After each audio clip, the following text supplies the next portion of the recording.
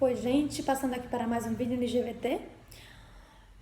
Vou falar um pouquinho hoje sobre dores na coluna, principalmente na coluna lombar, né? Durante a prática da atividade física, crossfit e musculação. Abrindo um pouquinho um parêntese sobre as curvaturas da nossa coluna. A nossa coluna apresenta curvatura, a nossa coluna curvaturas como a cifose e a lordose. Nossa coluna lombar, a curvatura fisiológica dela é a lordose lombar. Quando ela passa a ser uma hiperlordose lombar, é quando a nossa curvatura é aumentada, ela exacerba, tá? A lordose é a curvatura em C, né? Então, ela faz uma curvatura em C para dentro, ou seja, para anterior, e ou a fisiológica ou a de alterações como a hiperlordose. E também pode vir a retificação dessa coluna. O que é a retificação? É uma coluna mais ereta. Quando você olha essa coluna, né, na anterior, na posterior, ela vai estar mais reta. Então, a gente chama de retificação da coluna lombar. A retificação é justamente um acoplamento das vértebras mais alinhado, diminuindo assim a curvatura fisiológica dela. Então, quando eu trago esses tipos de curvatura, qual é a melhor, né? A que é mais aceitável? A fisiológica, é óbvio, né? A fisiológica é a curvatura normal que nós temos no nosso corpo, que é a lordose lombar. A torácica é a cifose e a cervical também é a lordose. Então, cervical, a torácica é mais ao meio, tá? E a nossa lordose lombar, a lombar é mais puxando para o quadril, ok? Aqui está uma coluna, tá bom? Vou só mostrar um pouquinho aqui, ó. Cervical, tá? Até C7 por aqui entre as escápulas. Aí a torácica, tá bom? Até T12 nas últimas vértebras. E em seguida a lombar. Aqui nós temos uma lordose, a curvatura é mais para anterior, né? Formando um C. Aí a cifose torácica e a nossa lordose lombar. Que aqui hoje eu vou abrir um parêntese, tá? Para ela. Quando essa curvatura está mais acentuada, né? Passando do nível fisiológico, ela é chamada de hiperlordose lombar.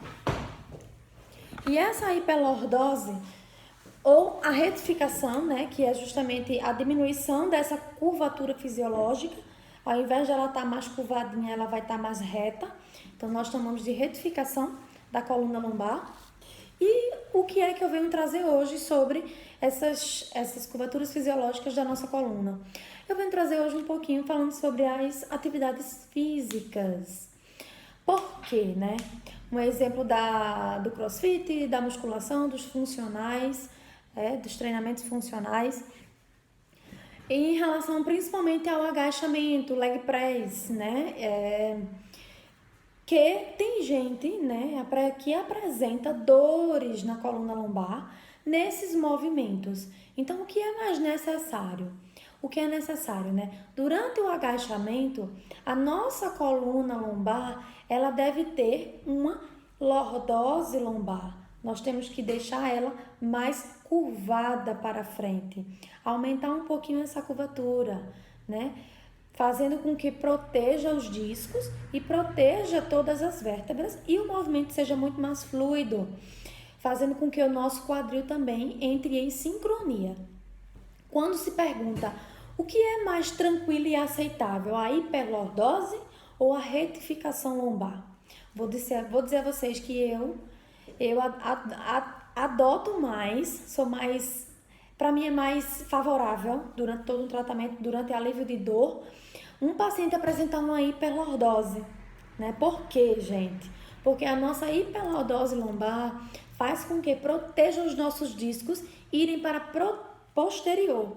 Os nossos discos se mantêm um pouquinho na anterior, fazendo com que haja um mecanismo de proteção, tá?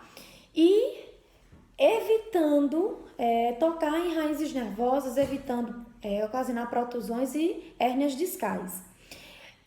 Quando essa curvatura está retificada, os nossos discos intervertebrais eles ficam um pouquinho desprotegidos, tá? Entre aspas.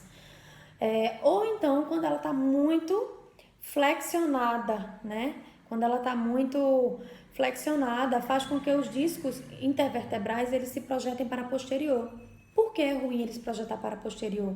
Porque a posterior é onde passa todos os nossos feixes de raízes nervosas, ocasionando protusões para posterior, tocando no nervo, gerando dores e assim por diante.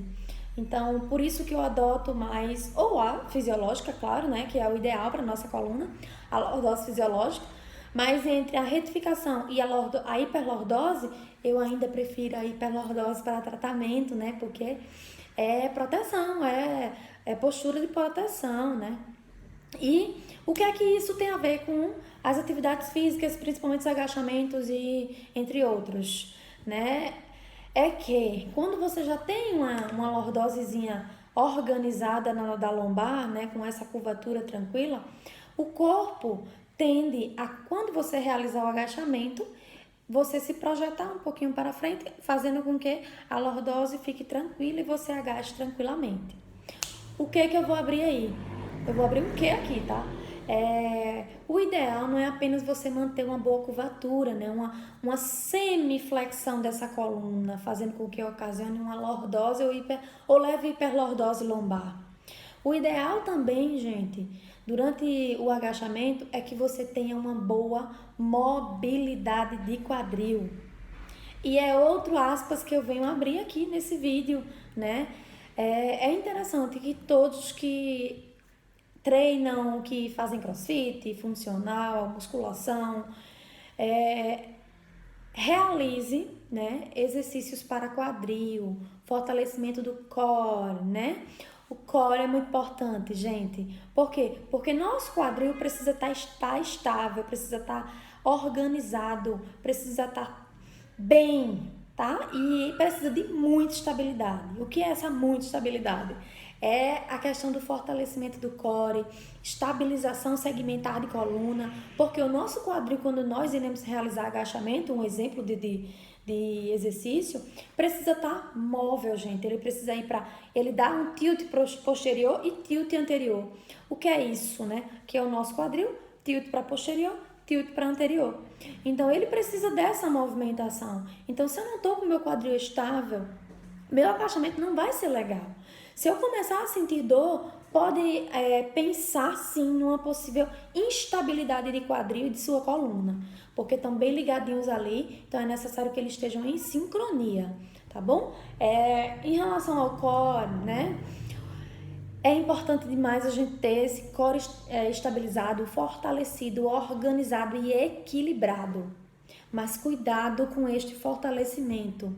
É necessário que você procure um profissional. Se sente dor, gente, procure um profissional para fazer toda uma avaliação, E outras pessoas que sentem dor durante o agachamento, um exemplo, filma seu agachamento, pede para alguma pessoa ir lá filmar. E depois você pode me deixar aqui no direct, que eu dou uma analisada e a gente conversa melhor sobre seu quadril, tá bom? Sobre sua coluna, sobre a sua dor, o que é que pode estar acontecendo. E assim a gente vai eliminando algumas possibilidades, tá certo? Voltando, né? Em relação a essa dor, né? É bom que você preste atenção a isso, né? Voltando para o nosso quadril precisa estar estabilizado e forte, certo? Mas forte e com equilíbrio muscular, porque não adianta o nosso quadril, o nosso core, né, tá fortalecido, equilibrado não só fortalecido, mas com falta de equilíbrio muscular, de grupos musculares, não vai adiantar de quase nada. Por quê? Porque você vai estar compensando movimentos, principalmente durante o agachamento, onde você vai compensar os movimentos e vai gerar dor. Então, as pessoas que sentem dor no quadril ou na coluna durante o agachamento, né, principalmente em inguinal, na parte mais anterior do quadril, na inguinal propriamente dita, prestem bem atenção em relação a isso, tá certo? Porque core fortalecido não quer dizer que core está equilibrado, mas é preciso ter a união dos dois. O core tem que estar fortalecido, equilibrado e com estabilidade segmentar. beleza? Porque o quadril core e a coluna lombar está muito, muito relacionada uma com a outra.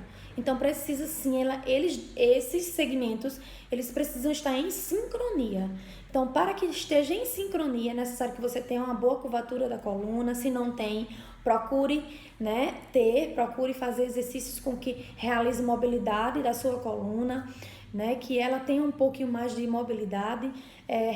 Observe, né, e peça às pessoas que lhe acompanham, né, que estejam sempre de olho durante todos esses movimentos, para que você tome uma postura e uma movimentação correta, ok? Em relação ao agachamento, quando você passa, né, é interessante também a gente abrir esse aqui, é o pessoal do CrossFit, quando no agachamento que você passa da paralela, né, é necessário que sua coluna esteja melhor ainda, porque essa curvatura, essa hiperlordose ainda vai se acentuar. Precisa acentuar para você passar da paralela e não sentir dificuldade. E o quadril ainda mais móvel. Então, pessoas que já passam da paralela durante agachamento, durante algum tipo de atividade física, que tragam uma maior